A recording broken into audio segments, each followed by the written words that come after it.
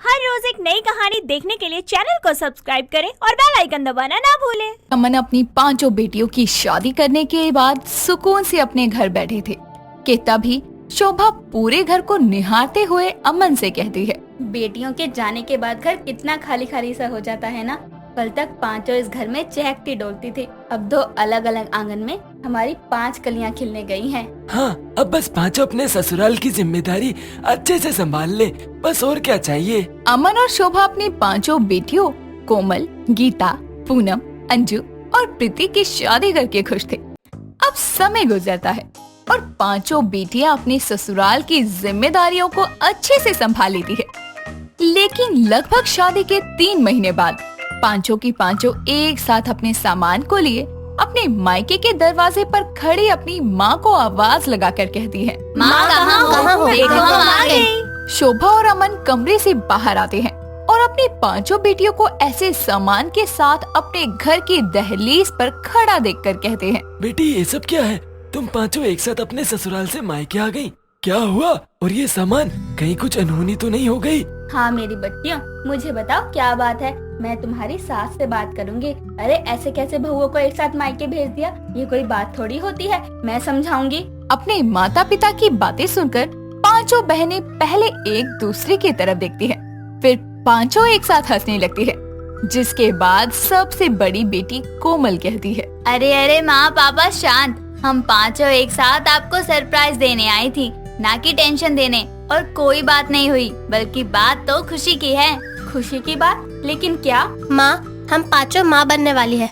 कोमल और मैं 2 हफ्ते की प्रेग्नेंट है और पूनम, मंजू और प्रीति 1 हफ्ते की, इसलिए हमारी सास ने हमें मायके भेज दिया। हाँ माँ, क्योंकि वो क्या है ना कि माँ जी का कहना है कि औरत का पहला बच्चा उसके मायके में होता है और वो चाहती थी कि हम समय रहते ही मायके चली जाएं, ताकि बाद में सफर करने में बच्चे को कोई दिक्कत न हो जाए। अरे वाह, मैं नाना बनने वाला हूँ। अरे भगवान, तुम नानी बनने वाली हो, तुम्हारी 5 बेटियों की गोद भर गई। जी आपने सही कहा, मैं तो बहुत खुश हूँ। तुम 5 अब खड़ी मत रहो, अंदर आओ। शोभा अपनी 5 बेटियों का स्वागत करती है और अब 5 ही माँ बनने वाली थी, तो उसी हिसाब से वो रोज ही अपनी बेटियों को खाने के लिए पौष्टिक चीजें और फल देती है। ऐसे ही एक शाम शोभा अपने पति अमन को घर में दूध खत्म होने पर कहती है, सुनते हो जी, वो क्या है ना, घर में दूध खत्म है तो जरा आप ले आओ दुकान से, और महंगे वाला लाना जिसमें पानी नहीं मिला होता। ले तो आऊँ मैं भगवान, लेकिन पैसा कहाँ है? पता है दुकान से उधार ला रहा हूँ सामान। अरे तो आपने बताया क्यों नहीं? रुको मैं पैसे देती हूँ। मैंने कुछ पैसे जोड़े थे घर से कि अगर बेटियों में किसी की खुशखबरी हुई तो उनके घर तोहफे भिजवाने पड़ेंगे, तो अब जब वो बेटियाँ ही यही हैं तो वो पैसे अभी ही काम आ जाएंगे। चलो ठीक है, लाओ दे दो। शोभा अमन को पैसे दे देती है, लेकिन अपने माँ बाप की ये बातें उनकी 5 बेटियां सुन लेती हैं, जो अपने कमरे में जाकर कहती है, ये तो माँ जी ने गलत किया ना। वैसे उनको इस बच्चे का बहुत मोह है। जब पता चला कि मैं माँ बनने वाली हूँ तो नजर उतारी, सब किया, और देखो खर्चे से बचने के लिए फिर हमें मायके भेज दिया। हाँ दीदी, हमारी माँ जी ने भी यही कहा। पता है, मेरी ननन को तो उन्होंने आने ही नहीं दिया। पहला बच्चा ससुराल वालों की देख रेख में होगा तो सही रहेगा, और खुद ने अपनी बहू को बच्चे को जन्म देने के लिए मायके भेज दिया। माँ, पापा ने पहले ही बड़ी मुश्किल से हम 5 की शादी की है। वो तो शुक्र है कि एक साथ हमारी शादी हो गई, वरना अलग अलग होती तो खर्चा कितना बढ़ जाता। 5 अपने माता पिता पर आए खर्चों की बातें कर रही थी, लेकिन शोभा और अमन अपनी बेटियों के लिए हर मुमकिन कोशिश कर रहे थे। ऐसे ही करते करते 8 महीने बीत जाते हैं और एक शाम जब सभी एक साथ हॉल में बैठे होते हैं तो शोभा के पास कोमल और पूनम की सास का कॉल आता है, जो शोभा से गोद भराई के फंक्शन की कहती है। कॉल कटने के बाद शोभा अपनी बेटियों से कहती है, कोमल और पूनम बेटा, तुम्हारी सास का फोन आया था, पूछ रही थी कि गोद भराई का फंक्शन कब है। वैसे किसी जरूरत के लिए उनसे फोन नहीं होता, और अब कॉल करके बोला भी तो गोद भराई के फंक्शन के लिए। इतने में ही शोभा का फोन दोबारा बजता है और इस बार उसकी बाकी की 3 बेटियों की सास का कॉल आता है, जो उससे गोद भराई के फंक्शन की डेट के बारे में पूछती है, जिस पर शोभा बोलती है, बहन जी अभी डेट फिक्स नहीं करी, जल्दी ही आपको बता दूंगी कब की डेट निकालेंगे पंडित जी। अच्छा अब रखती हूँ। किसका फोन था अब माँ? तुम्हारी और अंजू प्रीति की सास, वो भी गोद भराई के फंक्शन के बारे में पूछ रही थी। हाँ, उनको वैसे खुद खर्चने में मौत आती है, पता नहीं इतना पैसा बचाकर कहाँ ले जाएंगी। बेटा ऐसे नहीं बोलते, तुम्हारी सास है वो, और जब तुम अपने मायके में हो तो तुम्हारी गोद भराई करवाना तो हमारा ही फर्ज है। तुम चिंता मत करो, मैं अलग अलग मुहूर्त निकलवाता हूँ गोद भराई का। नहीं पापा, गोद भराई होगी तो एक दिन एक साथ, इसलिए आप अलग अलग मुहूर्त मत निकलवाइए। शोभा अकेले में जाकर अपने पति को अपने कुछ गहने गिरवी रखकर पैसे लाने को कहती है ताकि उसकी 5 बेटियों की गोद भराई का फंक्शन हो जाए। तो उसी शाम घर में कोमल का पति विशाल और अंजू का पति अंगद अपनी पत्नियों से मिलने आता है और विशाल कोमल के बेबी बम्प पर कान लगाकर बोलता है, अरे मेरा बेबी कह रहा है उसने पापा को बहुत मिस किया।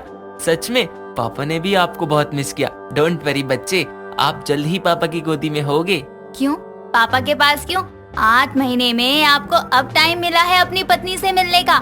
और तो और माँ जी ने गोद भराई की सारी जिम्मेदारी हमारे माँ बाप पर डाल दी।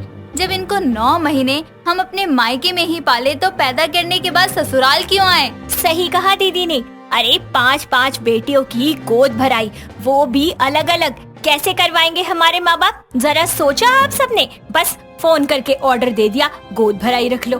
देखिए जीजा जी, आप भी तो पिता बनने वाले हो, तो आपको भी तो पता होगा आपके भी खर्चे बढ़ेंगे।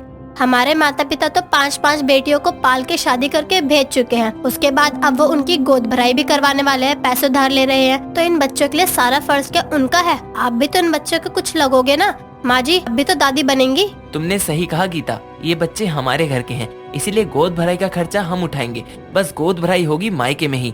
जब इतना समय बच्चे यहाँ रह रहे हैं तो अब तो उनका जन्म भी नाना नानी के घर होगा और गोद में भी पहले ही वो लेंगे। हाँ, हम अभी मम्मी पापा से बात करते हैं कि उनको कुछ करने की जरूरत नहीं है। आखिर अपनी पत्नियों की भावनाएं समझकर विशाल और अंगद अपने भाइयों और माँ को भी ये बात समझा देते हैं और गोद भराई की तैयारियां तो मायके में होती है और खर्चा ससुराल वाले करते हैं। साथ ही गोद भराई के दिन कोमल की सास विमला वहाँ आकर शोभा से कहती है, बहन जी आपका बहुत बहुत धन्यवाद। आपने मेरी बहू और उसके बच्चे को घर में संभाल कर रखा। मैं हमेशा अपने पोता पोती को ये बताऊंगी कि उनकी नानी ने अपने घर में उनकी माँ को संभाला जब वो उनके पेट में थे। बहन जी कैसी बातें करती हैं आप? ये तो मेरा फर्ज है, आखिर 5 बेटियों की माँ हूँ। लेकिन फर्ज तो हमारा भी था जो हम भूल गए थे। खैर चलिए अब सब सही है, आइए गोद भराई की रस्म शुरू करते हैं। 5 बेटियां सुंदर से लहंगे में आकर सोफे पर बैठ जाती हैं और गोद भराई की शुरुआत होती है।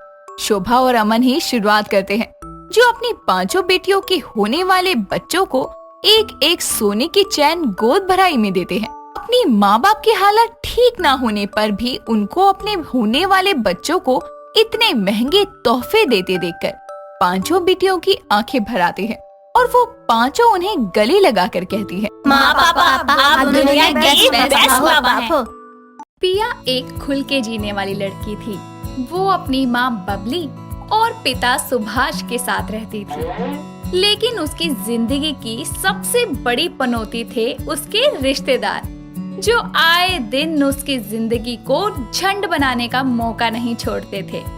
ऐसे ही एक दिन पिया के घर उसके गांव से 2 रिश्तेदार आते हैं, जिनका नाम सरला और जमुना होता है, जिन्हें देखकर उसकी माँ बोलती है, अरे सरला बहन जी और जमुना बहन जी, आइए आइए, स्वागत है। आ गए जी। और बताओ कैसे हो आप सब? बच्चे कैसे हैं? हाँ जी सब ठीक है, आप बताओ आप कैसे हो? सब बढ़िया जी बढ़िया। वैसे बच्चे नहीं दिख रहे। बेटा काम पर गया है, पिया अपने कमरे में है, अभी बुलाती हूँ। पिया नीचे आजा, देख गांव से मासियाँ आई हैं। पिया अपनी माँ की बात सुन लेती है और वो अपना सर पकड़ते हुए बोलती है, आ गए मेरे पनौती रिश्तेदार। हे भगवान, आपको मुझसे इतनी क्या दिक्कत है जो इन रिश्तेदारों को आए दिन राहु केतु बनाकर मेरी कुंडली में भेज देते हो। पिया अपने कमरे से नीचे आती है, जहाँ वो दोनों रिश्तेदारों को बैठकर नाश्ता करते देखती है।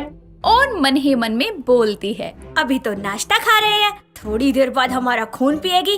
भैंस की आग, मन तो करता है ना इनके खाने में लूज मोशन की दवाई मिला दूं। पूरा दिन बाथरूम में पड़े रहेंगे ना, तब अकल आएगी। अरे आ गई पिया, बहुत बड़ी हो गई है तू तो। नमस्ते मासी, कैसी हैं आप? कैसे आए? कब जाएंगी? अरे रे, इतने सारे सवाल, वो भी एक साथ। सब ठीक है, और अभी तो आए हैं, 2-4 दिन रहकर ही जाएंगे। माँ, आप इन सब के साथ नाश्ता करो, मैं थोड़ा बाहर जा रही हूँ अपने दोस्तों के साथ। इतना कहकर पिया घर से निकल जाती है और अपने दोस्त अभी को मिलने बुलाती है। कुछ देर में अभी अपनी बाइक से पिया की बताई जगह पर आता है, जिसके बाद दोनों साथ में एक कैफे में कॉफी पीने जाते हैं और वहाँ जाकर पिया उससे बोलती है, यार मेरे घर पर 2 पनौती आई हुई है। यार जब भी कोई रिश्तेदार आता है ना मेरा घर, मुझे अपना घर है ना जेल जैसा लगने लगता है। मन करता है बस भाग जाऊं वहाँ से। पर ऐसा क्यों? कुछ कहती है क्या वो? कुछ? अरे ये पूछो, क्या कुछ नहीं कहती। मेरे बाहर जाने पर तो उन्हें इतनी प्रॉब्लम है ना कि जैसे ही मैं बाहर निकली तो मेरी मम्मी को बोलेगी, बबली लड़की को ऐसे घर से बाहर मत जाने दिया करो, कहीं कोई ऊंच नीच हो गई तो। अच्छा, और क्या क्या बोलती हैं? ज्यादा देर सो जाऊं तो बोलेंगी कि लड़की है, इतनी देर नहीं सोना चाहिए, साला एग्जाम हमारा होता है, टेंशन ये लेते हैं कि रिजल्ट क्या आएगा, आगे क्या करना है। जैसे तो इन्होंने अपने बच्चों को प्रधानमंत्री बनाकर छोड़ दिया। अरे बस बस, तू तो प्यार का पंचनामा की पूरी कार्तिक आर्यन हो रही है। उसको गर्लफ्रेंड का रोना था, तुझे रिश्तेदारों का। चलो मैं जाती हूँ यार, फिर कभी मिलूंगी तुमसे। इतना बोलकर पिया घर आ जाती है, जहाँ आकर वो देखती है कि उसके पापा काम से आने के बाद उन रिश्तेदारों के साथ बैठे हैं और वो पिया को देखकर बोलती है, आ गई प्रिया, देख तेरे लिए रिश्ता बताया है। मुझे नहीं देखना और ना ही मुझे शादी करनी है। पर बेटा, एक ना एक दिन तो करनी ही है ना, और यही सही उम्र होती है शादी करने की। मेरी तो 16 की उम्र में शादी हो गई थी। अरे हमसे तो किसी ने पूछा भी नहीं था, बस जहाँ उन्होंने बोला आंख बंद करके कर ली शादी। पर मैं आपकी तरह अंधी नहीं हूँ, भगवान ने मुझे 2 आंखें दी है सही सलामत। मेरी जिंदगी है, मेरा फैसला है कि मैं क्या करूँ और क्या नहीं। पिया, ये क्या तमीज है बड़ों से बात करने की, और क्या गलत बोला इन्होंने? तेरी उम्र ही हो गई है शादी लायक। देखिए पापा, मुझे इस वक्त आपसे कोई बहस नहीं करनी, कहीं मैं गुस्से में कुछ ऐसा ना बोल दूं कि आप सबके कानों से खून निकल जाए।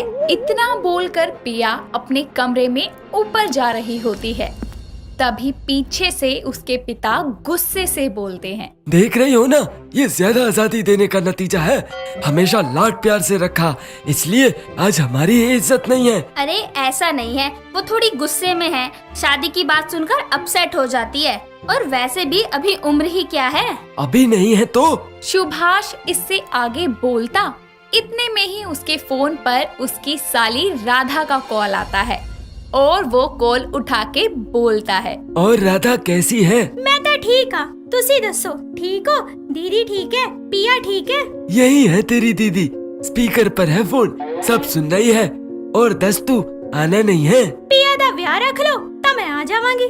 सीढ़ियों पर खड़ी पिया ये बात सुनकर गुस्से से लाल पीली हो जाती है और नीचे उतरकर अपने पापा से फोन छीनकर बोलती है, अब आपको दिल्ली बुलाने के लिए मैं अपनी जिंदगी की ऐसी तैसी करवा लूं? हमने कभी बोला कि हम वहाँ पर आएंगे जब आप अपने बच्चों की शादी करेंगी? अरे यार हद है, थोड़ी तो शर्म कर लो। आपको घूमने का मौका दे रहे हैं तो आराम से आ जाओ ना, मेरी जिंदगी की वाट क्यों लगा रहे हो? अगर दोबारा आपने ये बात बोली ना, मैं आपके घर में घुस के मारूंगी। पिया की ऐसी बातें सुनकर उसके पिता उसे एक थप्पड़ लगाते हुए बोलते हैं, शर्म आती है या नहीं? ये कैसे बात कर रही है?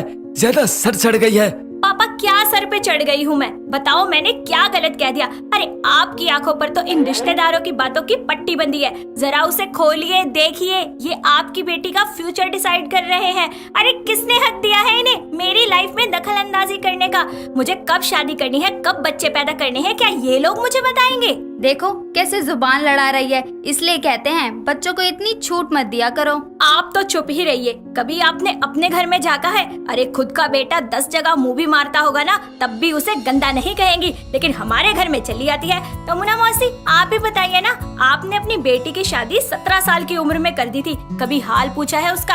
अरे उसका पति आए दिन उसे मारता है, रोज फोन करके बताती है मुझे। अरे तो क्या हुआ, शादी के बाद थोड़ा बहुत एडजस्ट करना पड़ता है। ओ जस्ट शट शट अप यार, एडजस्ट करने की बात कर रहे हो? अरे मार खाते खाते एक दिन जब वो मर जाएगी ना, तब बोलना एडजस्ट करो।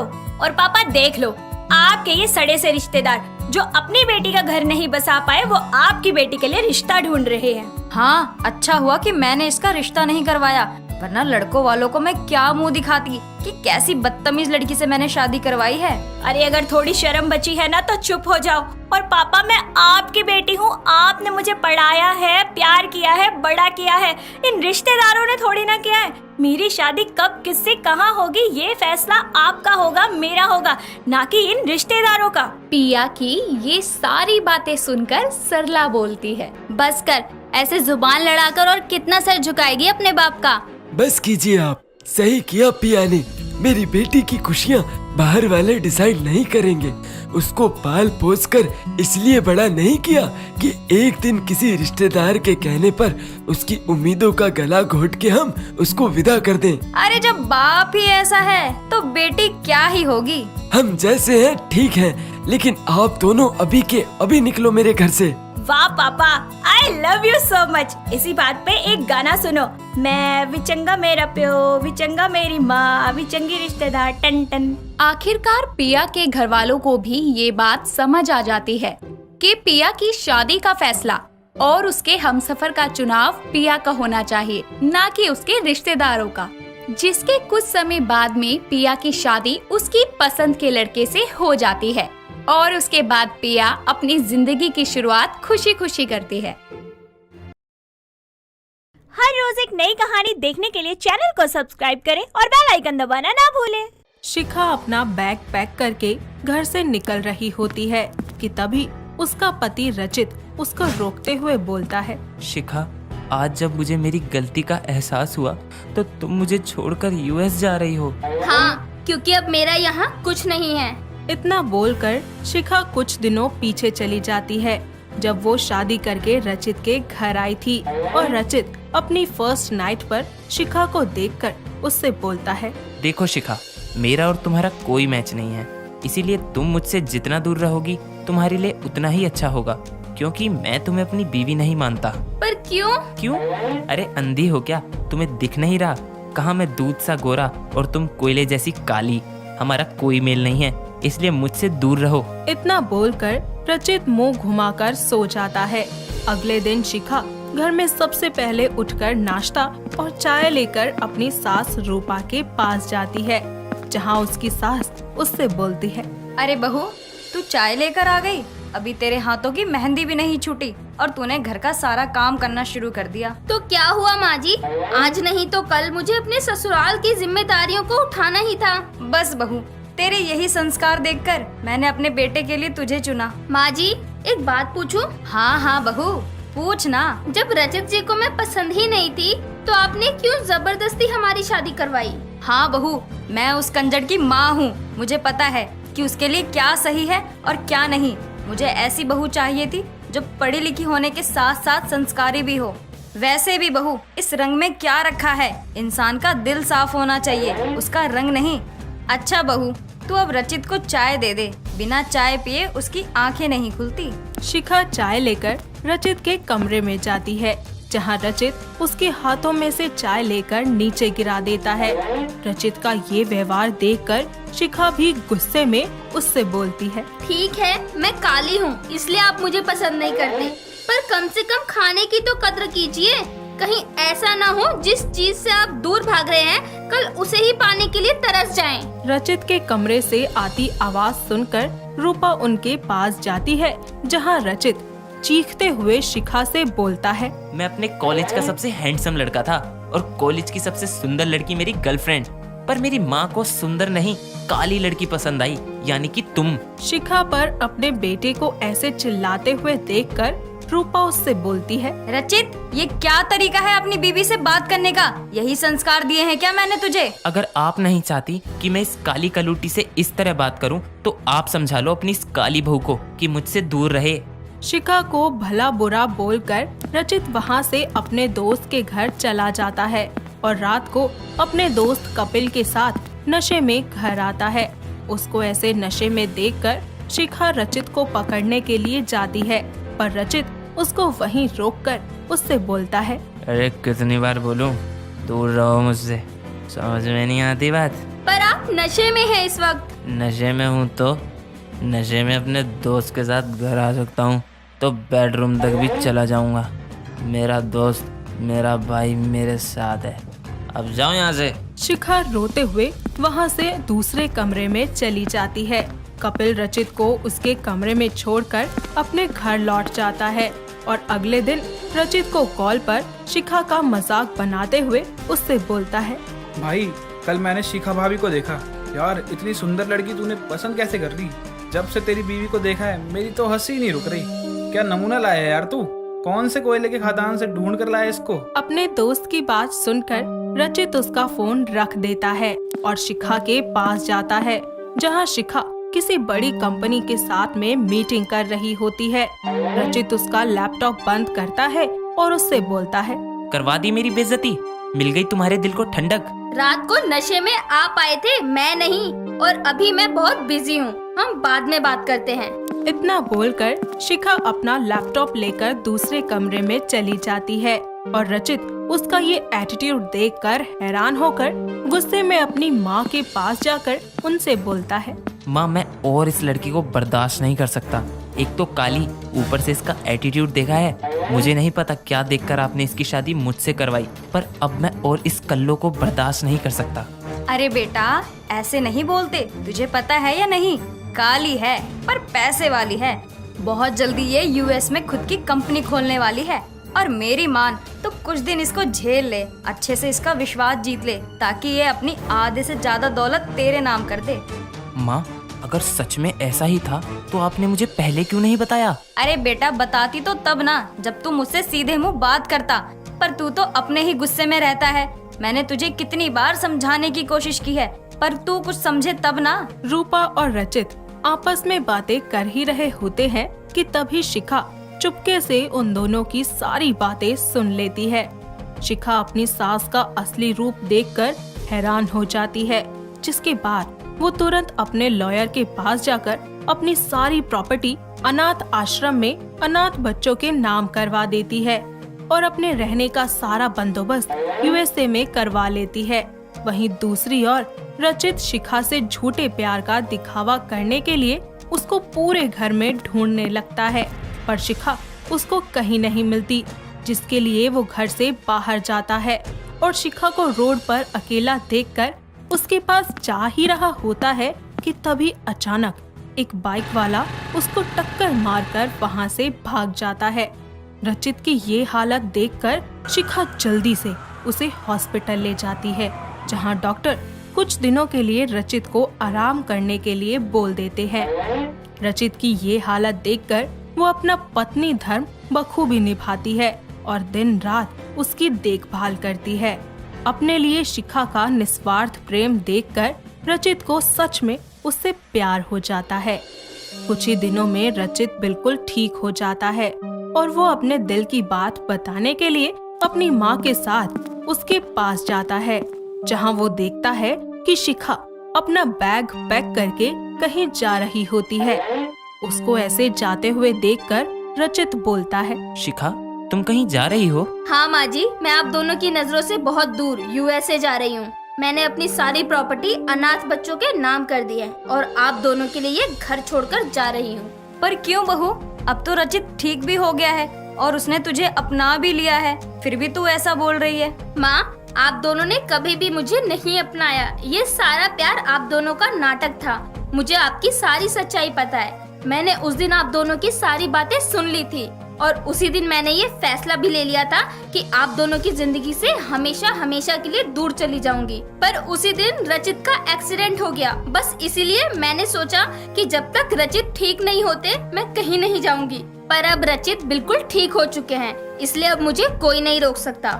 इतना बोलकर शिखा वहाँ से हमेशा के लिए यूएसए चली जाती है, जिसके बाद रूपा को भी अपनी गलती का एहसास होता है और रचित को शिखा की वो बात याद आती है जब शिखा ने उससे बोला था कि कहीं ऐसा ना हो जाए कि जिस चीज से आप आज दूर भाग रहे हैं उसे ही पाने के लिए तरस जाए। उसकी ये बात सोचकर रचित को अपनी बातें याद आती हैं कि आखिर किस तरह वो शिखा पर चीखता चिल्लाता था। आज उसकी अपनी गलती की वजह से ही शिखा उससे दूर जा चुकी है। शिखा को खोकर रचित को एहसास होता है कि उसने अपनी लाइफ में क्या खोया है। दोस्तों, अगर आपको ये कहानी पसंद आई तो इसे लाइक करें, शेयर करें और कमेंट करके बताएं कि कहानी में आपको सबसे अच्छा क्या लगा।